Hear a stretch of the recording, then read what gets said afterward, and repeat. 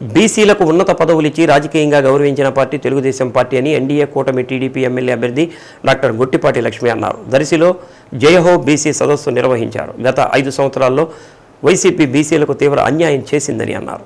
రాష్ట్రంలో ప్రధాన పదవులన్నీ సీఎం సన్నిహితులకు ఇచ్చి ప్రాధాన్యత లేని వాటిని ఇతరులకు ఇచ్చారని గుట్టిపాటి లక్ష్మి మండిపడ్డారు. వైసీపీ ప్రభుత్వం నిధులు ఇవ్వకుండా కార్పొరేషన్లు ఏర్పాటు చేసి బీసీలను నిండా ముంచిందని అన్నారు. జగన్మోహన్ రెడ్డి నియంతృత్వ పోకడలు తప్ప బీసీలకు వైసీపీ చేసిందేమీ లేదని అన్నారు. ప్రస్తుతం వైసీపీలో ఉన్న బీసీలే ఆ ప్రభుత్వాన్ని గద్దెదించేందుకు ముందుకు వస్తున్నారని, దీనికి జంగా కృష్ణమూర్తి లాంటి వారే ఉదాహరణ అన్నారు. ఎన్డీఏ కూటమి అధికారంలోకి వచ్చిన వెంటనే బీసీలకు రక్షణగా చట్టాన్ని తెచ్చి అమలు చేస్తుందని అన్నారు. ఒంగోలు ఎంపీ అభ్యర్థి మాగుంట శ్రీనివాసరెడ్డి కుమారుడు రాఘవరెడ్డి మాట్లాడుతూ రాష్ట్రంలో అరాచక పాలన సాగుతుందని విమర్శించారు. పార్టీ ఒంగోలు పార్లమెంటు అధ్యక్షుడు నూకసాని బాలాజీ, మాజీ ఎమ్మెల్యే నారపశెట్టి పాపారావు, బీసీ సంఘాల చెందినటువంటి నాయకులు ప్రసంగించారు. కార్యక్రమంలో నాయకులు కనకాచారి, నాగేశ్వరరావు, మర్రెడ్డి శ్రీనివాసరెడ్డి, అప్పారావు, వెంకటరమణ, స్వాములు, అనంతమ్మ, వీరబ్రహ్మం తదితరులు పాల్గొన్నారు.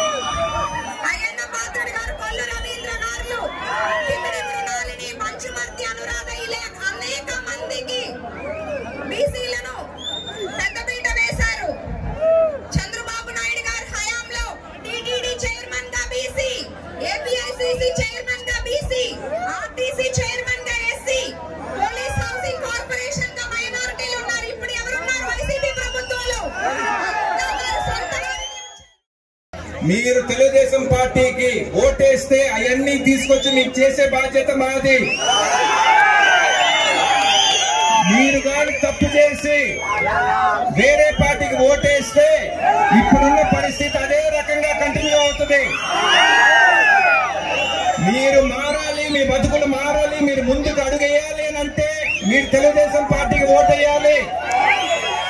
తెలుగుదేశం పార్టీ అనేది అందరినీ కలుపుకొని పోతుంది. అదేవిధంగా ఈరోజు జనసేన పార్టీ, బీజేపీ పార్టీ వాళ్ళు కూడా కలుపుకొని పోతున్నారు. పవర్ స్టార్ పవన్ కళ్యాణ్ గారు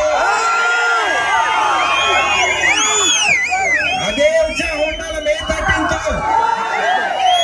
పవర్ స్టార్ గారిని మీరు అక్కడ చూడాలంటే, ఎమ్మెల్యేగా మీరు చూడాలంటే, చంద్రబాబు నాయుడు గారిని మీరు సీఎం గా చూడాలంటే మే 13వ తేదీ ఇదే ఉత్సాహంతో మీరొక్కరే కాదు, మీరు ఒక 100 మందికి చెప్పి 100 మందికి ఓటు ఇచ్చాలి.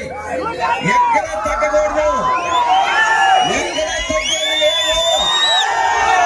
మీరు గుట్టిపాటి లక్ష్మి గారిని మీరు ఎమ్మెల్యేగా చూడాలనుకుంటే ఉత్సాహం చేయాలి. 30 సంవత్సరాలుగా మీకు సేవ చేసుకుంటూ పోయినారు. అదే విధంగా మాగుంట కుటుంబం ఇంకొక 30 సంవత్సరాలు మా నాన్న నేను ఉండి మీకు సేవ చేసుకుంటాం. ఇంకెవరు లేరు. ఇన్ని రోజులు సేవ చేసుకొని పోయే కుటుంబం ఎక్కడ మీకు